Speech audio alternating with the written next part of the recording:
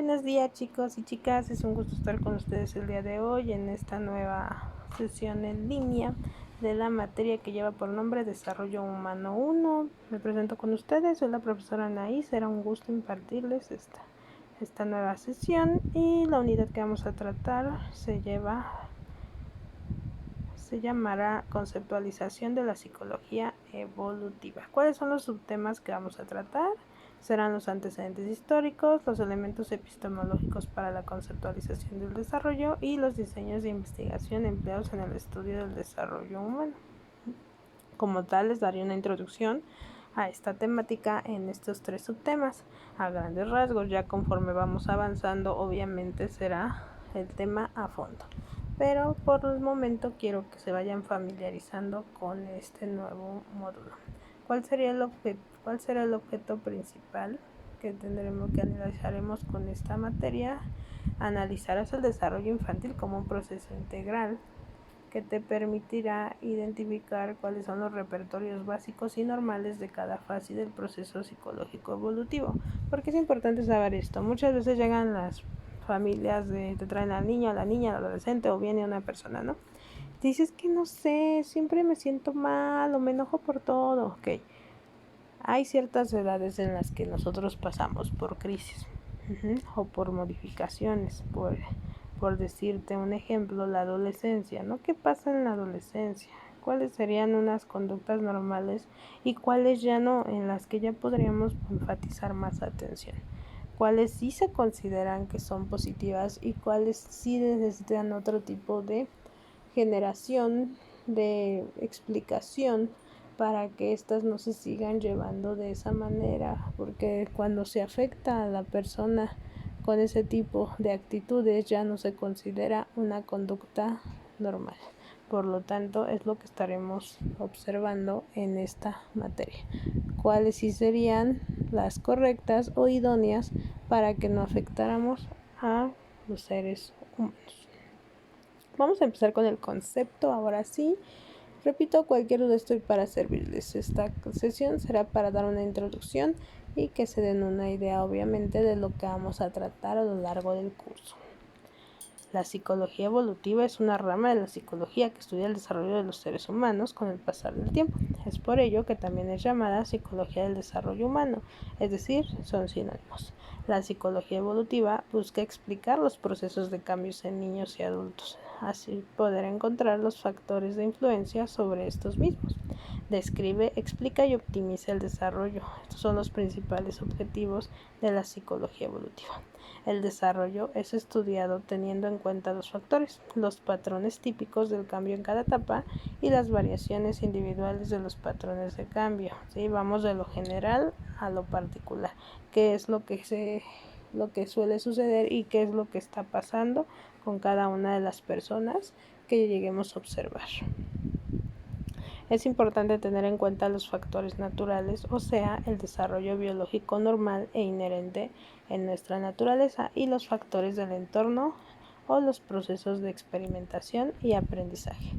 Las áreas que los psicólogos evolutivos observamos en el desarrollo se agrupan en: la primera, el desarrollo físico, que son las bases genéticas del desarrollo del crecimiento físico, desarrollo motor, sentido, salud, nutrición y funcionamiento sexual. Lo que podemos vaya a medir a base de la ciencia a grandes rasgos y que podemos observar, ¿no? El desarrollo cognitivo, que son los procesos intelectuales, aprendizaje, recuerdo, juicios, solución de problemas. ¿Qué es lo que queremos decir con esto? Cómo percibimos cada uno de los conocimientos que nos dan. El desarrollo emocional, que es el apego, la confianza, la seguridad, los afectos, los vínculos, el temperamento, el autoconcepto y las alteraciones.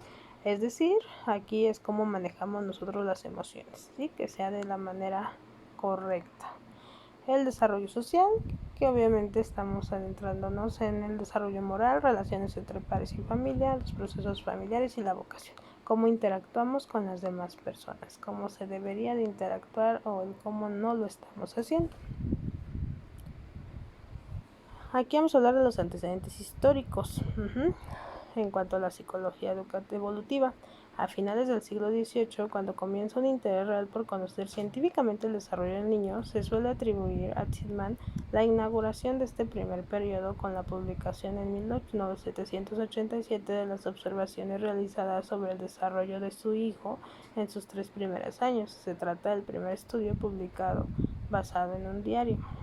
Este realizó observaciones sistemáticas. En su momento estos trabajos no obtuvieron trascendencia, ser el clima cultural que propuso la evolución del impulso del redescubrimiento y el que estimuló el nuevo de estudios biográficos. ¿Sí? Miren, conforme va pasando el tiempo vamos observando nuevas conductas y se le va dando más importancia al por qué actuamos como actuamos, ¿sí? Antes se consideraban correctas muchas conductas que actualmente ya no lo son. Entonces, gracias a eso se han logrado resurgir algunos autores que ya habían observado que esto no era normal. ¿Como quién? Ahí tenemos obviamente a Freud, el padre del psicoanálisis y de las mayores figuras del siglo XX. Tenemos a Jean Piaget, que fue epistemólogo, psicólogo famoso por sus estudios sobre la infancia y por su teoría del desarrollo cognitivo y de la inteligencia. Obviamente también Erik Erikson, que es psicoanalista estadounidense de origen alemán, destacado por sus contribuciones a la psicología del desarrollo. Ellos tres, entre muchos otros, estaremos viendo y compararemos sus teorías. Tú observarás, crearás tu propio juicio y verás para ti cuál sería como que la más aceptable. Cada uno de ellos hizo diferentes estudios y hizo diferentes propuestas, entonces se te darán a conocer y ya tú definirás para ti cuál sería la más acertada, ¿no? Recordemos que son subjetivas, pero que están basados en estudios que ellos realizaron para llegar a esas conclusiones. El diario más destacable será el de Breyer, cuya publicación en 1882, El alma del niño, suele considerarse como el primer manual de psicología evolutiva y consecuentemente también suele verse en el propio Breyer, el iniciador de la disciplina, como ciencia empírica. Breyer trató de seguir programas de observación controlados metodológicamente a través de una serie de criterios específicamente formulados que pretendían garantizar la sistematización y la objetividad de las observaciones. Estudios sobre sujetos especiales. Acerca de Victor de Aberdan, un niño salvaje, con los estudios en los que se observaba cómo se inicia la psicología educativa evolutiva como ciencia empírica independiente. ¿Cuáles son los elementos epistemológicos para la conceptualización del desarrollo? ¿Qué quiero decir con esto? Este término es concebido como una teoría de conocimiento, introducido por James Frederick, un filósofo de origen escocés, en su obra de 1854, en la que también esboza los objetos específicos de dicha teoría. El contenido mismo de la disciplina en cuestión se remonta al filósofo de Platón, quien en su obra Teeteto, dedicada a la naturaleza del saber, expone la diferencia entre la opinión y la episteme o conocimiento. Es importante destacar, por otra parte, que se reconoce que fue Edward Gottschalk, filósofo y teólogo alemán, quien popularizó el uso del vocablo epistemología a partir de 1862. Entonces, ¿desde dónde viene? Eso nos quiere decir epistemología, conocimiento del porqué.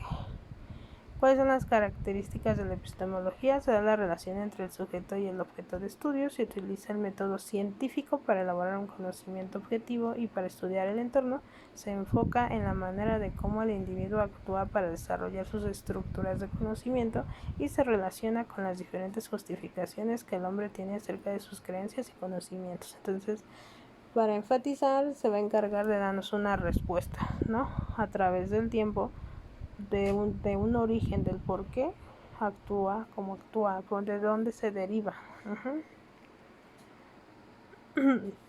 Diseños de investigación empleados en el estudio del desarrollo humano. Bueno, aquí vamos a observar que vamos a empezar a ver que sí se puede hacer un diseño de investigación sobre una conducta.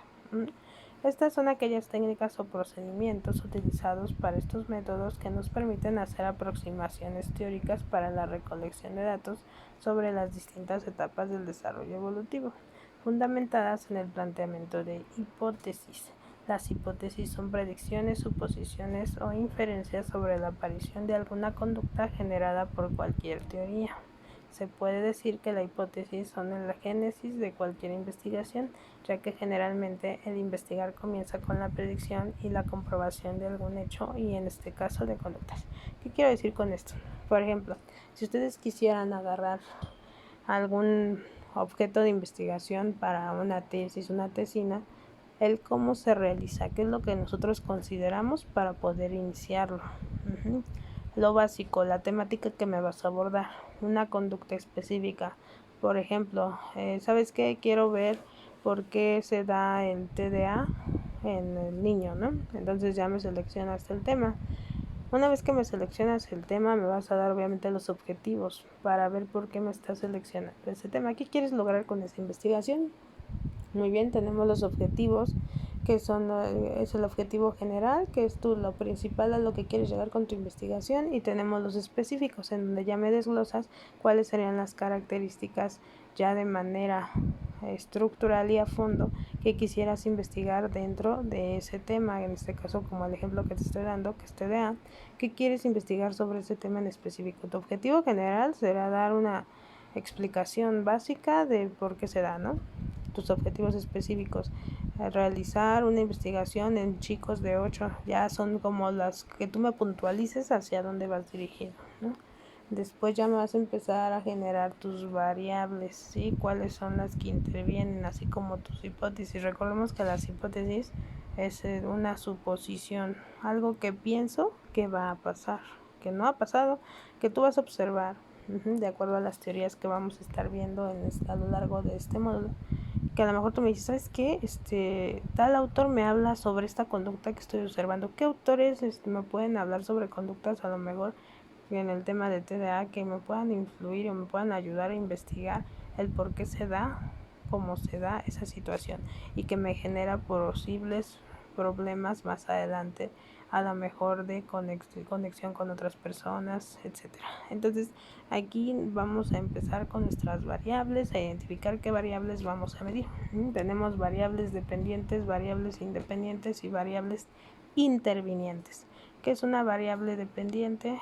Como su nombre lo dice, depende de la independiente, y tenemos obviamente que buscar cuáles serían las variables aquí. La variable independiente es la que no depende de nadie, y la variable interviniente es la que puede ayudar, beneficiar o afectar el estudio de investigación que tú estás realizando. Entonces, 3 puntos que estamos viendo hasta ahorita, que serían tu tema de investigación, objetivo general, objetivos específicos, tus variables, que son variable dependiente, independiente e interviniente, tus hipótesis, que son la de investigación, la nula y la alterna. Recordemos estos 3 tipos de hipótesis, muchas veces no los incluyen en sus proyectos y son básicos, chicos. ¿Cuál es la hipótesis de investigación? Lo que se va a investigar como tal, pero que tú me des una suposición de lo que va a pasar. Volviendo al ejemplo de TDA, bueno, a lo mejor tú me dices hipótesis de investigación, ¿no? El chico tiene este problema o esta situación por tal cosa, ¿no?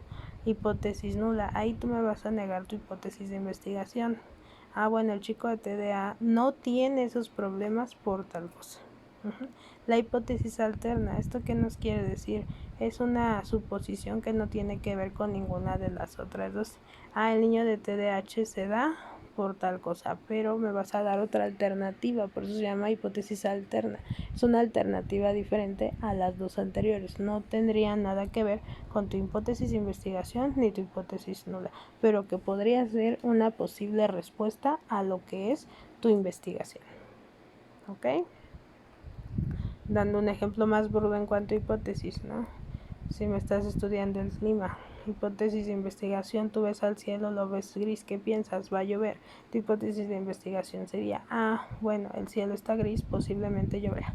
La hipótesis nula, el cielo está gris, posiblemente no lloverá. Hipótesis alterna, el cielo está gris, posiblemente nevará. Es una hipótesis diferente a las otras dos, pero que podría ser que sucediera. ¿Cuál es el diseño? ¿Por qué es importante el diseño? Sí, el diseño es una estrategia concreta que se utiliza para llevar a cabo una acción.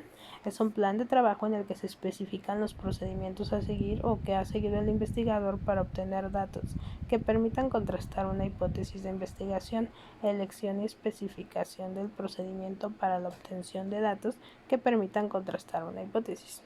Es un plan estructurado de acción que, en función de sus objetivos básicos, está orientado a la obtención de información o datos relevantes a los problemas planteados. Los diseños incluyen en su expresión una serie de especificaciones de decisiones de procedimiento. Se puede hacer una referencia al método, que es el diseño observacional, a la forma de obtención de medidas, que son los diseños intersujetos, y a la forma de organización de los grupos, que es el diseño de grupos aleatorios. Entonces tú vas a decidir cómo es que vas a realizar esa investigación. Tienes que ya tener un diseño, un prediseño, ¿sí? Para que no llegues y nada más de, sí, a ver qué investigo. No, tienes que tener una estructura, ¿sí? ¿Qué diseño de investigación vas a tener? ¿Cómo lo vas a hacer? ¿A quién va dirigido? ¿Qué vas a utilizar? ¿Cómo lo vas a estudiar? ¿Se puede o no se puede? ¿Sí? Tienes que tener en cuenta todo esto. ¿Cuánto tiempo te vas a llevar? Entonces, esto va a llevar a este diseño a tu protocolo de investigación, pero lo primero es que tienes que ver efectivamente qué es lo que quieres abordar y qué vas a utilizar para que se pueda especificar bien cuál sería tu temática a abordar y que pueda resolver ese problema en el que me estás observando y que le quieras dar una respuesta. El diseño factorial. Se manejan simultáneamente dos o más variables independientes. Estos diseños proporcionan información no solo sobre los efectos específicos de cada una de las variables manipuladas, sino de un posible efecto combinado de interacción. Pueden contrastar hipótesis complejas que suponen que el efecto de uno de los factores puede resultar afectado por los diversos valores de los otros factores de estudio. Es la estrategia intersujeto o intrasujeto. El intersujeto somete grupos diferentes de sujetos a las distintas condiciones experimentales para poder comparar sus medidas de las variables dependientes y de esta forma valorar el efecto de la variable independiente. Se basa en el supuesto de que estos grupos son inicialmente equivalentes, de forma que sus diferencias después de los tratamientos se puedan atribuir equivocadamente a la variable independiente. La estrategia básica para conseguir esta equivalencia inicial de los grupos es la aleatorización. Entonces esto me habla de que pueden pasar diversas variables a ser la consecuencia, ¿no?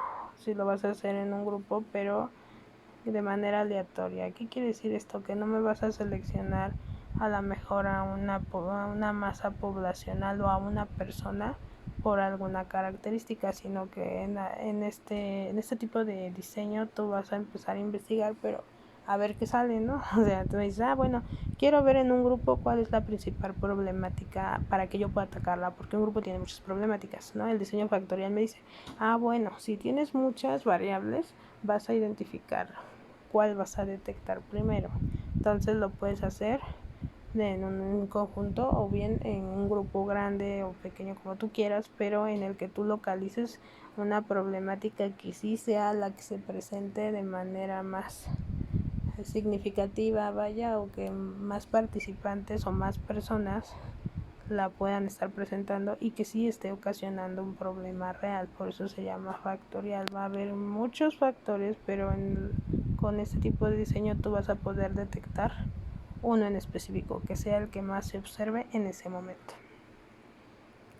Diseño infrasujeto. Cada sujeto actúa como control o referencia de sí mismo, de forma que cada uno de los sujetos proporciona una serie de rasgos o observaciones que se corresponden a los distintos niveles de la variable independiente, es decir, la aplicación de forma sucesiva de todas las condiciones experimentales al mismo grupo de sujetos nos proporciona una serie de medidas que provienen de la misma fuente y cuyas diferencias podrían ser atribuidas a los distintos niveles de la variable independiente. Pero esta aplicación en serie a todos los tratamientos a cada sujeto puede generar por sí misma efectos contaminantes que distorsionen al sujeto de la variable independiente y que deberán ser controlados. Su uso no es adecuado cuando el efecto de la persistencia es diferente dependiendo del orden de los niveles de la variable independiente. ¿Qué quiere decir esto? Cuando ya nada más te vas a enfocar a una sola persona. Vale, es válido, por supuesto que sí, pero posiblemente no vas a tener con quién comparar. Entonces, por eso se recomienda que sea con varias personas, no solamente con una.